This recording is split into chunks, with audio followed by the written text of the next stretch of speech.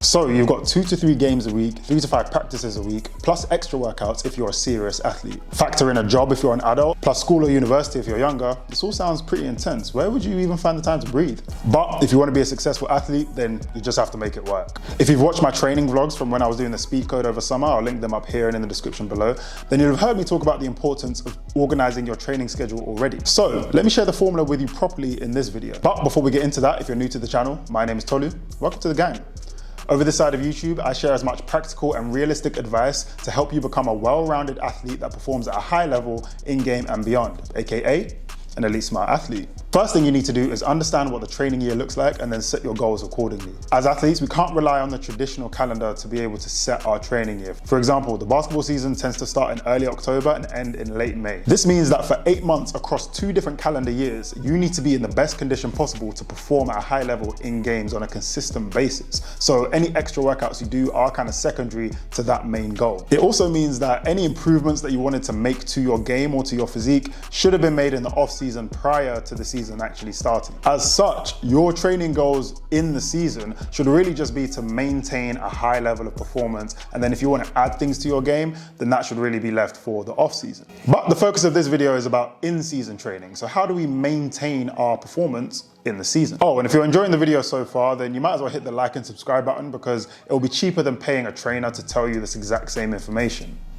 because it's free. Now, in the weight room, it's really easy to tell whether you're maintaining or not, because you should be able to lift the same amount of weight that you could prior to the season, or do the same amount of reps on a particular exercise. However, you don't want to be lifting so much that you're in a state of constant soreness and therefore not really feeling too fresh in games. Now, for comparison's sake, let's say you are actually trying to get stronger. Well, most personal trainers would recommend doing about 80 to 100 reps per muscle group per week, which they usually break down as to doing 10 sets of 8 to 10 reps per muscle group each week. So for a lower body workout, that could look like doing 5 sets of 8 to 10 squats plus 5 sets of 8 to 10 trap bar deadlifts. I've been messing around with this on myself for a while, and I found a bit of a sweet spot of doing about 50 to 60% of that volume in order to still see some sort of strength gains, but also maintain freshness. And that 50 to 60% can look like either cutting the amount of sets by 50 to 60%, so doing either 5 or 6 sets of still that 8 to 10 reps, or you can cut the amount of reps by 50 to 60%. So you can still do the 10 sets, but then you end up only doing 4 to 6 reps. And because you're reducing the overall volume, in either scenario, you can actually end up lifting heavier because you either have less sets to do or less reps to do. Now, when it comes to skill work in the season, I believe the focus should be on optimizing your role on the team. So getting reps from the positions that you'll be in a game and the different situations that you see in actual games. And then within that, I would be doing more of a block style of training, and block training is where you kind of just do the same movement the same way repetitively, rather than any sort of variable type of training. You might want to add a little bit of it, but yeah, variable type of training is where there's a bit of variety. You might have to react, you'll be doing things from different positions, just slight tweaks to a certain move. And the reason I go for block style training is because you just want to build up muscle memory for when you're in those particular situations, so that your instinct is just there. You don't really have to think about it when you're in the moment of a game. And then in the off season is when I'll probably do more variable style training. So using myself as an example, and basketball being my sport, I personally feel more comfortable operating from the perimeter, or at least facing the basket. But because of the team I currently play on now, I'm one of the bigger guys on the team, so I end up being in more back to basket situations, which I'm not as comfortable with. So when I work on my skills in season, I tend to work on getting reps in those specific areas and specific spots on the court, in those specific positions, so that I can be aware of where I need to be.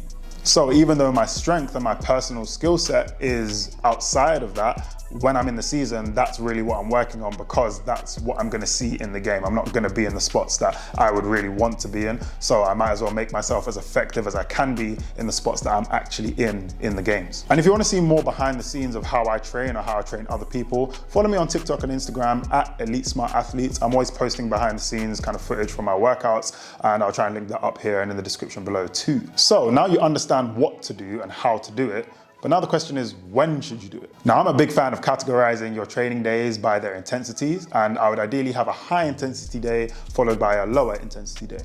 For instance, a day where you have a game, I would classify that as a high intensity day because you're going to be going as hard as you possibly can in order to win the game. So on that day, I would actually recommend doing another high intensity workout. So for example, I personally find my skills workouts to be more intense than my gym workouts. So I would do my skills workouts on the same day I have a game. Two reasons for that: one, because of that muscle memory and I just feel more ready for the game. But two, it's because that day is now just a whole high intensity day, and then the following day is gonna be more of a lower intensity day. And the reason behind splitting the days by intensity is, one, to reduce the effect of accumulated fatigue, and two, is to take advantage of the way that your body recovers whilst you sleep. Now, the way that fatigue works in the body is quite interesting. So on a muscular level, if you work a particular muscle group, you're not gonna feel, let's say, burn in your thighs because you did a bicep curl, right? You're only gonna feel it in the biceps. But on a nervous system level, that fatigue is actually just spread out uniformly throughout the body. So the whole nervous system is fatigued. It's not just the nervous system in your arm. And so what that means is that the whole nervous system needs time to recover.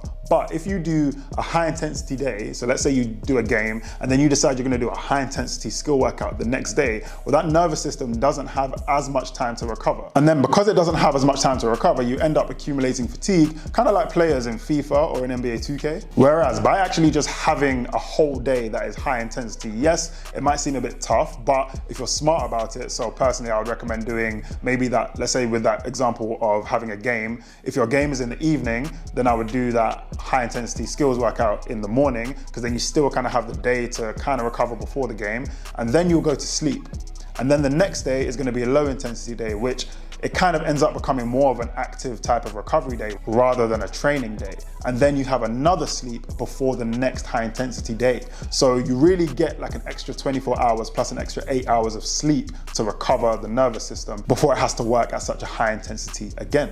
And yes, although the nervous system is still working on that low intensity day, it's not really working too hard, so it's still recovering during those kind of movements. And I think it goes without saying that you also need to schedule in your rest and recovery sessions so that you can continue to feel fresh for practices and for games. Now, all of this information is assuming that you actually have like a key role in the team and you play lots of minutes and you're always on the court in games. But what do you do if you're not actually getting as much game time as you would like? Well, then this is where I would say you can actually increase the intensity, increase the frequency, and add in maybe that kind of variable style of training, because you're already not really on the court, so that element of fatigue, especially at a high intensity, you're not getting as much of it as those people that are on the court or on the pitch, whatever sport you play, that are playing much more game time than you. So then the only real outcome is you actually getting better.